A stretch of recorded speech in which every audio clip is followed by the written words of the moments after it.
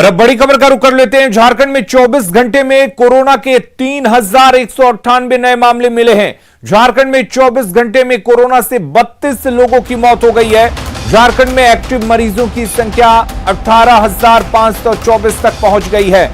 सिर्फ रांची की बात करें तो रांची में बीते 24 घंटों में 1273 नए मामले मिले हैं। रांची में बीते 24 घंटे में 7 मरीजों की जान गई है। सबसे ज्यादा पूर्वी सिंहभूम में 9 लोगों की मौत हुई है। झारखंड में अब तक कोरोना से 1292 लोगों की मौत हुई है। ये आंकड़े डराने वाले हैं। सावधानी ही कोरोना से बचाव का एकमात्र रास्ता है। इसलिए न्यूज 18 आपसे अपील करता है कि कोरोना नियमों का सख्ती से पालन करें, मास्क पहने, सोशल डिस्टेंसिंग का पालन करें और जरूरी हो तभी घर से बाहर निकलें। भीड़ भाड़ वाली जगहों पर जाने से बचें। दिन में लगातार अपने हाथ को धोते रहें, सैनिटाइज करते रहें, क्योंकि सावधानी ही इसका एकमात्र बचाव है। और कोरोना का जो इस वक्त हालात हैं वो बद से बदतर होते जा रहे हैं। झारखंड में पिछले 5 दिनों में कोरोना संक्रमण की बात करें तो हर अगले दिन कोरोना संक्रमण के मामले बढ़ते जा रहे हैं। 10 अप्रैल की बात कर लेते हैं, 2373 संक्रमित मिले। वहीं यह आंकड़ा बढ़कर 11 अप्रैल को 2296 होता है। 12 अप्रैल को 2366 तक ये मामले पहुंच जाते हैं और उसके बाद 13 अप्रैल को करीब 500 ज्यादा नए मरीज मिलते हैं। 2844 तक ये आंकड़ा पहुंच जाता है और 14 अप्रैल को कोरोना के नए मामले 3000 के आंकड़े को पार कर जाते हैं। 3198 नए मामले मिले हैं, जबकि कोरोना से राज्य में 32 लोगों की पिछले 24 घंटे में मौत हो चुकी है।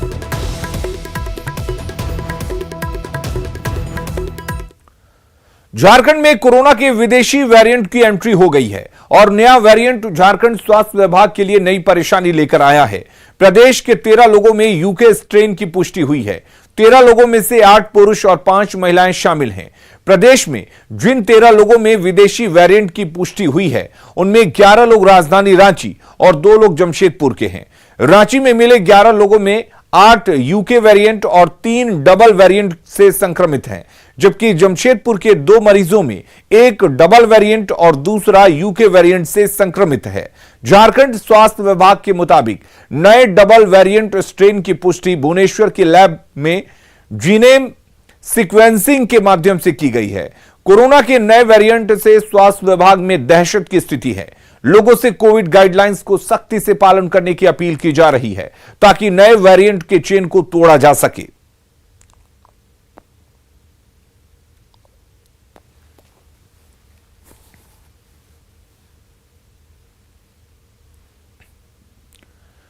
झारखंड में यूके स्ट्रेन और डबल वेरिएंट स्ट्रेन मिलने के बाद लोग डरे हुए हैं।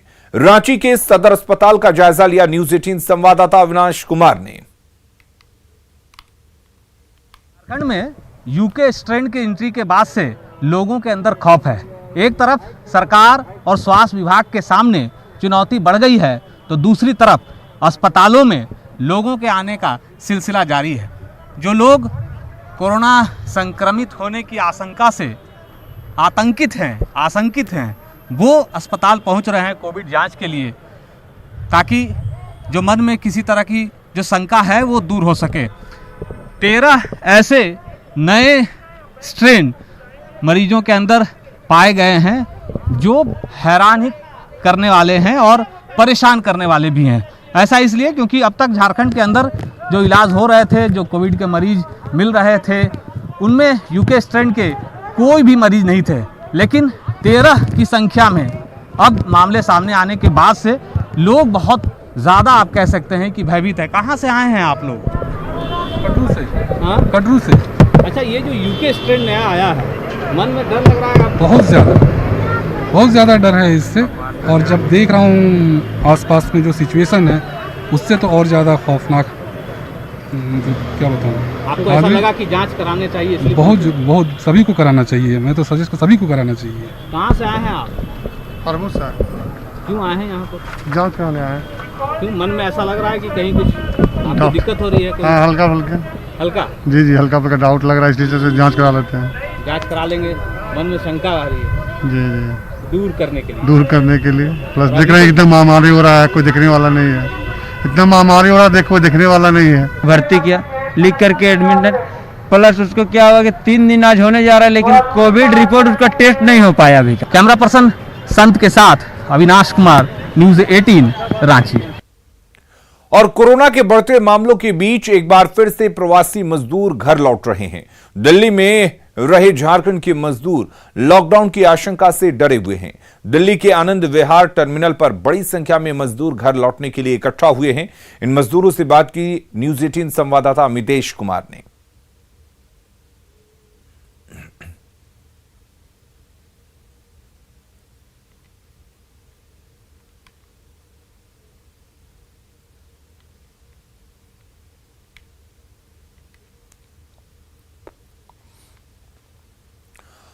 और इस बीच एक बड़ी खबर आपको बता दें, सूत्रों के हवाले से बड़ी खबर इस वक्त आ रही है और बड़ी खबर यह है कि मुख्यमंत्री हेमंत सोरेन 2 बजे के करीब हाई लेवल मीटिंग करेंगे।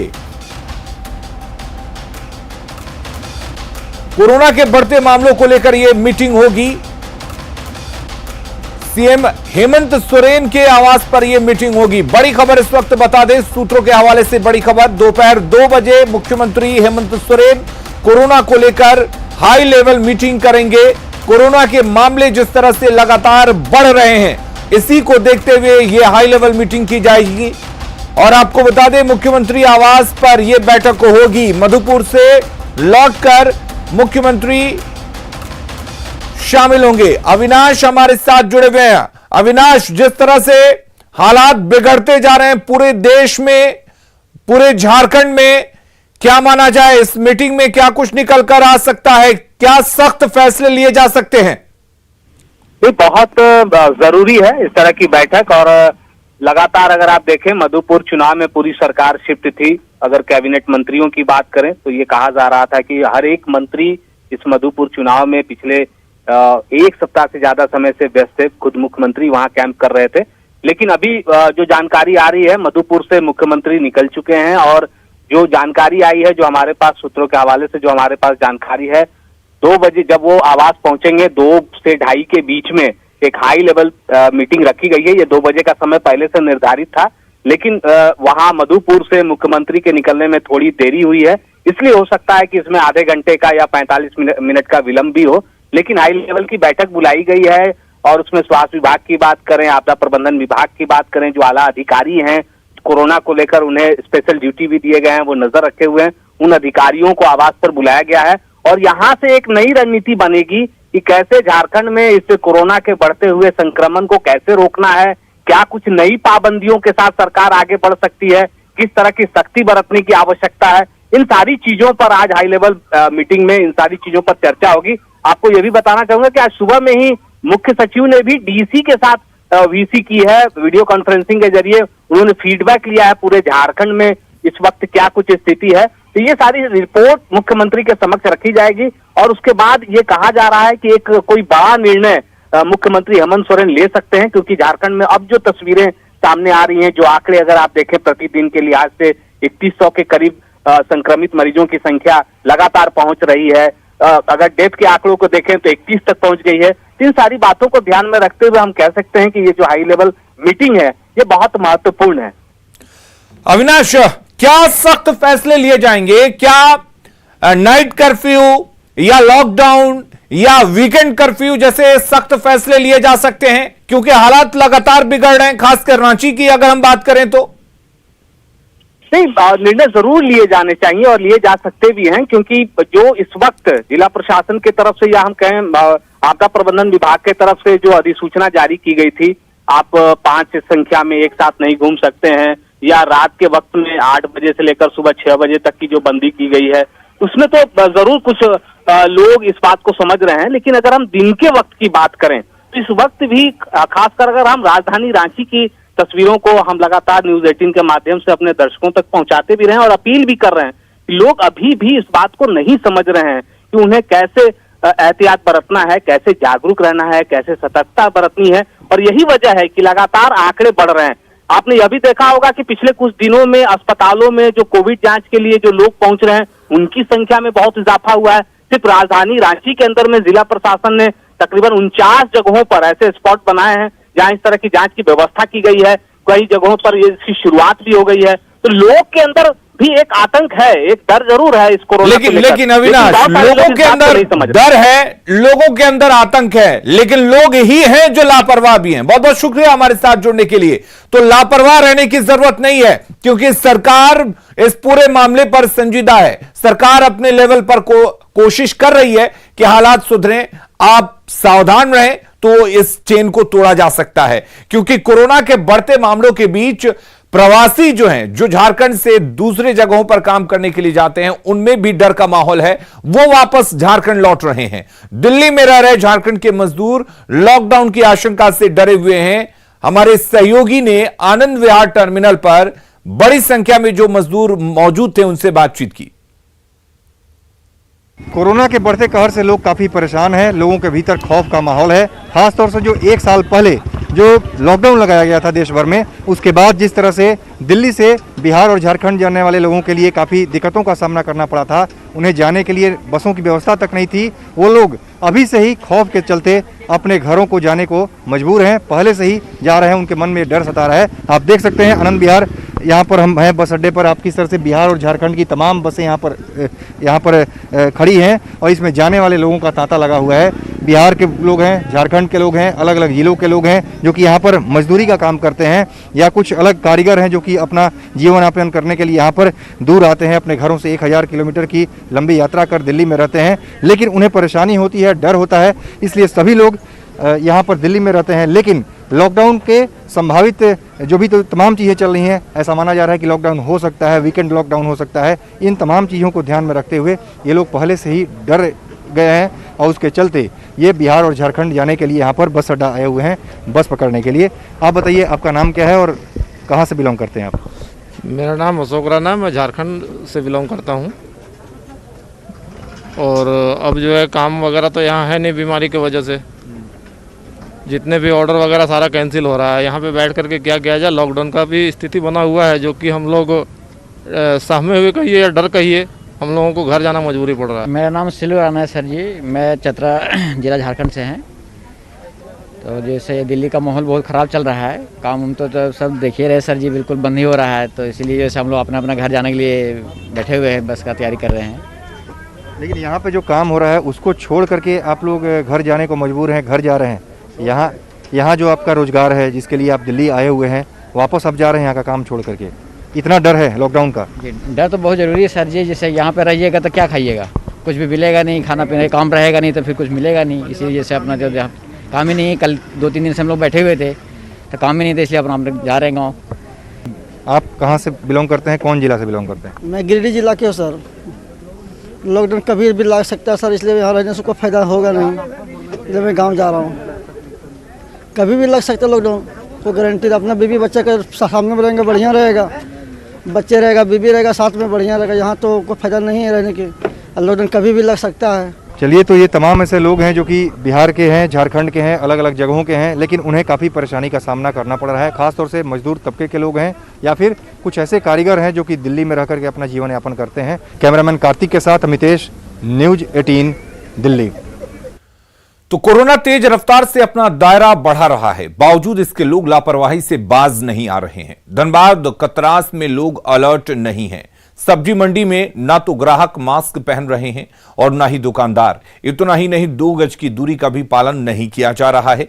हैरानी की बात यह है कि सब्जी मंडी से कुछ ही दूरी पर कतरास थाना है, लेकिन पुलिस कुछ करते दिखाई नहीं दे रही है।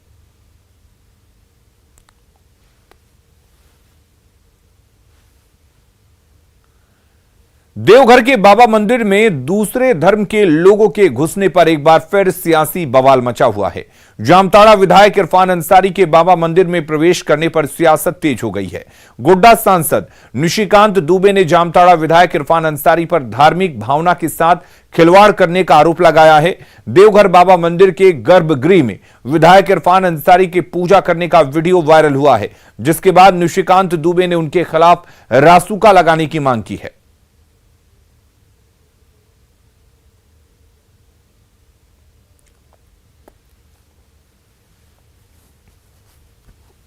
तक बैद्यनाथ धाम के गर्भगृह में, बाबा मंदिर के गर्भगृह में गैर हिंदुओं का प्रवेश उसी तरह से वर्जित है जैसे कि काबा में गैर मुस्लिम नहीं जा सकते। उसी तरह से बैद्यनाथ मंदिर में या किसी भी हमारे यहाँ जो 12 ज्योतिर्लिंग है या कई एक और मंदिर आस्था का केंद्र है, वहाँ गैर हिंदुओं का प्रवेश वर्जित है।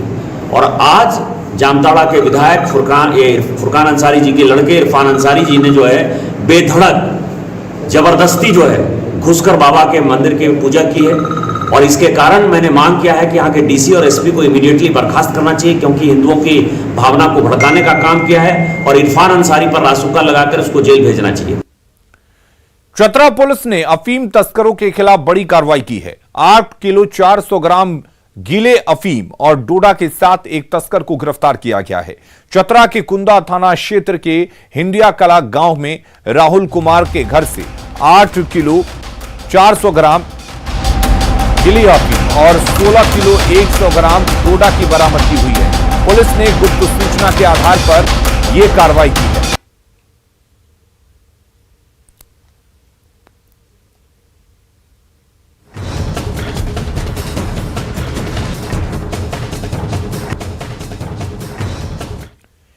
पेड़ और प्राकृतिक पर्व सरहुल आज पूरे झारखंड में धूमधाम से मनाया जा रहा है।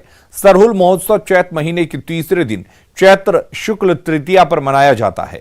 यह नए साल की शुरुआत का प्रतीक है, लेकिन इसमें पेड़ और प्रकृति की पूजा होती है। पेड़ की शाखाओं पर नए फूल आते हैं, लिहाजा इस दिन साल के नए फूल से पूजन की जाती है। सरहुल पर्व के बारे में और ज्यादा जानकारी दे रहे हैं संवाददाता निरंजन कुमार। सरहुल झारखंड का सबसे बड़ा पर्व है। पेड़ और प्रकृति से जुड़ा हुआ और नया वर्ष की शुरुआत का यह पर्व मनाया जाता है। हम बात करें तो मैं इस जगह जो देख रहे हैं ये सरना स्थल है और झारखंड का बीचों बीच में ये जगह है जहां कोविड-19 प्रोटोकॉल को देखते हुए बड़ी संख्या में लोगों को नहीं बुलाया गया है। हालांकि इसकी तैयारी व्यापक पैमाने पर की जाती है।